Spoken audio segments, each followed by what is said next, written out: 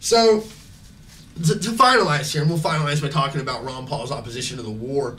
We'll wrap this up. Ron Paul's opposition to the war is, I think, purely based upon the fact that it's a bad war. He's not necessarily morally opposed to war.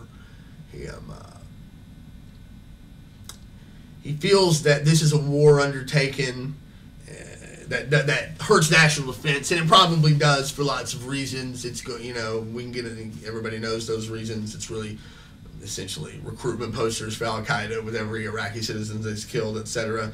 And it is causing greater economic dependence on foreign powers, like China, because it's huge, exorbitant amount of funds have to pay for this war, and they're being borrowed. So I agree with him on that point.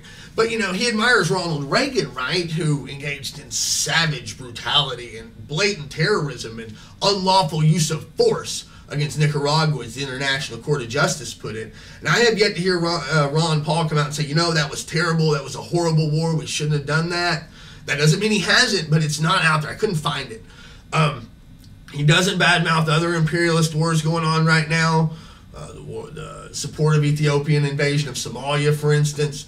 He doesn't come out blatantly and say, these are immoral and illegal wars, because he doesn't, probably because he doesn't recognize the jurisdiction of the United Nations, which is, the framework for international law at this point, which blatantly violates a country's right to just attack another country without the reason of self-defense, Article 51 it's called. And without support for the United Nations, support for that article, he kind of de facto believes that the United States can do what it wants. And he doesn't say this is an immoral war, we shouldn't be killing those Iraqis. He says it just undermines national defense, and that it causes us greater dependency on foreign powers. That's the basis of his disagreement, which leads me to believe that if we thought we could invade Iraq and it didn't undermine national defense and we were paying for it out of pocket, he'd have no problem with it. Ron Paul, in all honesty, at this point, is the only candidate that offers significant change.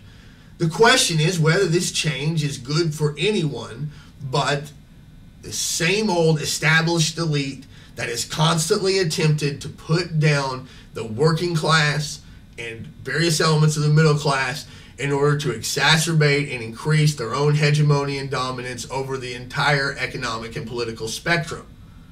That is change that I don't think that any sane person should be or is interested in, with the exception of people from those classes.